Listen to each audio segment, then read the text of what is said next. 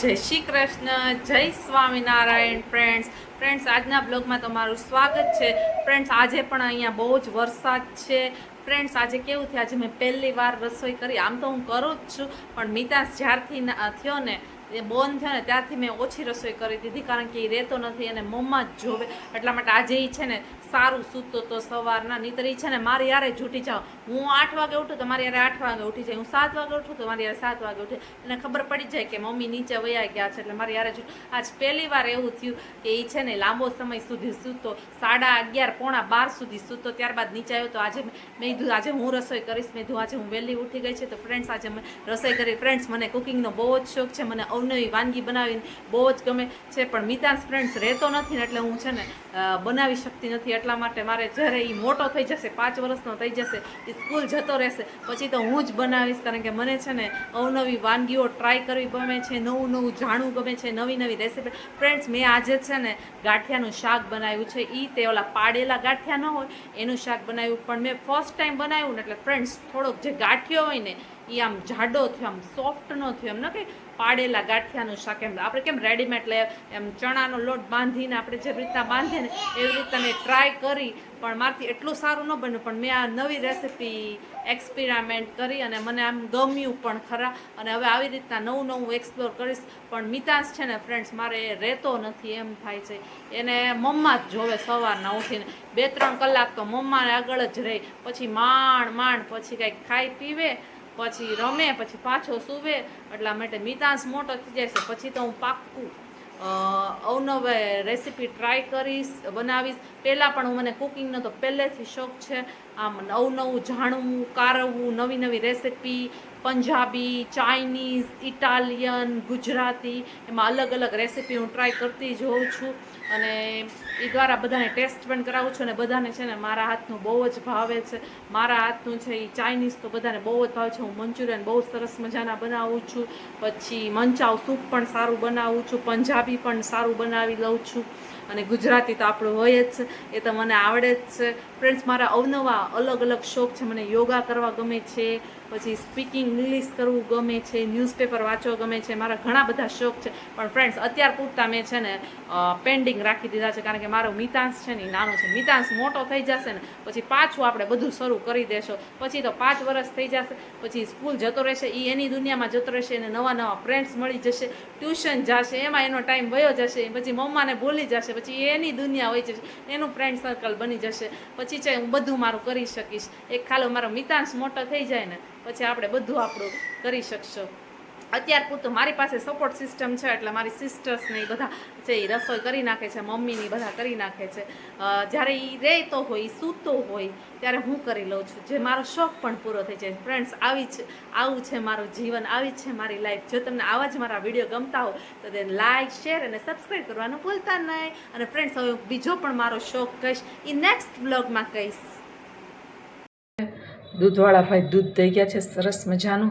હવે આપણે દૂધને ગરમ કરવાનું છે, ત્યારબાદની કિચન અપડેટ જોઈએ. આજે શું બનાવવાનું છે એ પણ જોઈ લઈએ. ગરમ પાણી ગરમ કરવા મૂક્યું છે, કારણ કે અમારે સોલાર છે, એટલા માટે સોલારમાં ચોમાસામાં ગરમ પાણી ન આવે, એટલા માટે ગેસ પર મૂકવું પડે છે. આમ તો આવે જ છે, પણ તડકો નથી. સતત 3 દિવસથી તો વરસાદ છે, આ 4થો દિવસ છે તો પણ વરસાદ ચાલુ છે. તડકો ન આવે ત્યાં સુધી પાણી ગરમ ન થઈને આવી ઠંડી ઋતુમાં ઠંડા પાણીથી નવાય નહીં. ઠંડા પાણીથી નાહીએ તો તાવ, ઉધરસ ને શરદીનું એવું બધું થઈ જાય. એટલે આપણે આપણું ગરમ પાણી મૂક્યું છે. ત્યારબાદની આપણે કિચન અપડેટ જોઈએ તો અત્યારના મેં છે ને સરસ મજાની દાળ પલાળી દીધી છે. આજે દાળ ફ્રાયનો પ્રોગ્રામ છે, દાળ પલાળી દીધી. દાળ પલાળીએ ને તો સરસ મજાની મોટી થાય, ફૂલેલી થાય. દાળ પલાળી દીધી છે. ત્યારબાદ બીટ બનાવવાનું છે. બીટનું પાણી દરરોજ બીટનું પાણી તમારે હોય જ, તે થોડું કર્યું છે. અને આ રાઈસ પલાળી દીધા છે, કારણ કે આજે દાળ ફ્રાય ને જીરા રાઈસનો પ્રોગ્રામ છે, એટલે બધું પલાળી દીધું છે સરસ મજાનું. જો મમ્મી સવારમાં છાશ બનાવે છે. ઘણા લોકો બ્લેન્ડર ફેરવતા હોય, પણ મમ્મી છે ને ઝેણીથી જ કરે. મમ્મી કેમ બ્લેન્ડર નથી ફેરવતી? મમ્મીને આ જૂની પદ્ધતિ જ ગમે છે, આવી રીતના ઝેણીથી ચડી અને મમ્મી છાશ બનાવે છે. ઘણા લોકોને છે ને આળસ આવતી હોય તો ડાયરેક્ટ બ્લેન્ડર જ ફેરવી દે.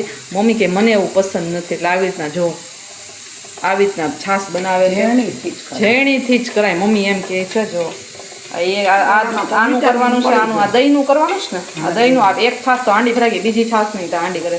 જો સવાર સવારમાં છાશની બનાવવાની તૈયારી શરૂ થઈ ગઈ છે. આવી રીતના તમે કઈ રીતના કરો છો તે કમેન્ટ કરી દેજો. કુકર થઈ ગયું છે, દાળ અને બીટનું કુકર થઈ ગયું છે. પાછું બીજી વાર કુકર મૂકવાનું છે કારણ કે આપણે જીરા રાઈસ કરવાના છે. એ તો એકદમ છૂટા જોઈ ડબ્બામાં ન થાય એટલા માટે. જો કુકર થઈ ગયું છે. કિચન અપડેટમાં અવાજ એ આવતો હશે તમને. નાસ્તામાં પરોઠા છે સરસ મજાના, પછી આ તીખું અથાણું છે.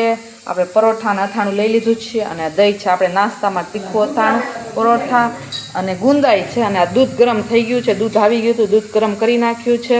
હવે આપણે નાસ્તો કરી લઈએ. પરોઠા, તીખું અથાણું, દહીં અને ગુંદા. તમે શું નાસ્તો કરો છો એ કમેન્ટ કરી દેજો. અમે તો આ જ કરીએ છીએ નાસ્તો. માટેની દાળ છે સરસ મજાની બફાઈ ગઈ છે. જો વહેલી પલાળી દીધી હતી ને એટલે સરસ મજાનો આખો દાણો છે પલાળે ને તો સરસ મજાની બફાઈ છે ફટાફટ. એટલે બીટનું પાણી બફાઈ ગયું છે.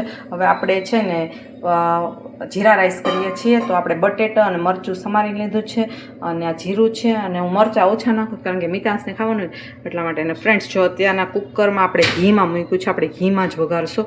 ઘી આ ગરમ થઈ જાય ઘી, ત્યારબાદ છે ને આપણે એમાં થોડું એવું જીરું એડ કરવાનું.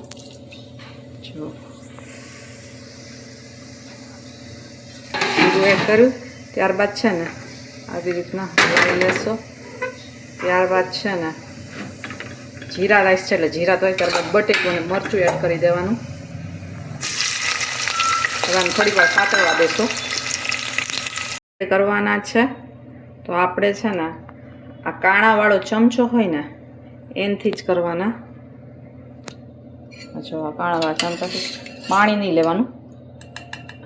અને આવી રીતના છે ને બધા પહેલાં રાઈસ એડ કરી દેવાનું, ત્યારબાદ મીઠું એડ કરશો સ્વાદ અનુસાર.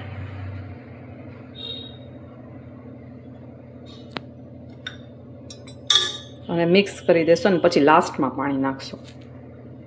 રીતના છે ને તમારે થોડીક વાર માટે સાતળવા દેવાનું જેથી બધું એકરસ થઈ જાય. ઘી છે, બટેટા છે, મરચાં છે અને ચોખા છે એકદમ વ્યવસ્થિત સતળાઈ જાય પછી જ તે છે ને આપણે પાણી એડ કરીશું. એટલું પાણી એડ કરી દીધું છે.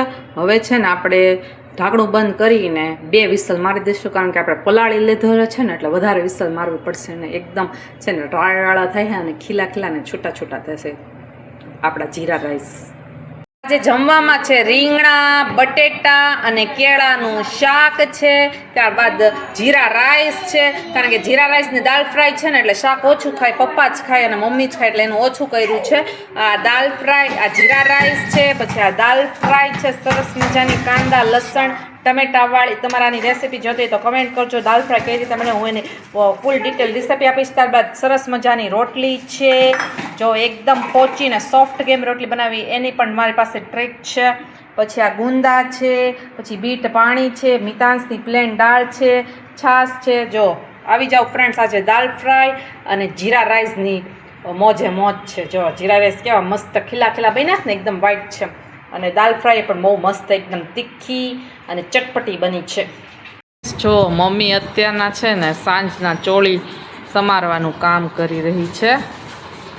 આ છે ને જો ચોળી લાવ્યા હતા, અહીંયા લોટ બંધાવવાનું કામ થઈ રહ્યું છે. આજે પરોઠા કરવાના છે એટલે.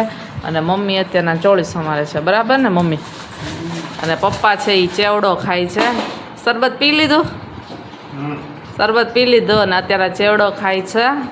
અને ધીમે ધીમે આમાં કેમ કૂણી કૂણી ગોતવાની હોય અને બીવાળી અલગ 2 ભાગ કરવાના હોય ને ચોળીમાં. બીવાળી ફોલવી પડે અને કૂણી કૂણી હોય એ સમારવાની હોય છે. તો અત્યારના સાંજનું આવું કામકાજ ચાલી રહ્યું છે. કયો ચેવડો ખાવ છો પપ્પા? કયો ચેવડો? ચવાણું ખાવ છો? લીલાજીનું? લીલાજીનું ચવાણું બહુ સારું આવે છે, પપ્પા એ ખાય છે.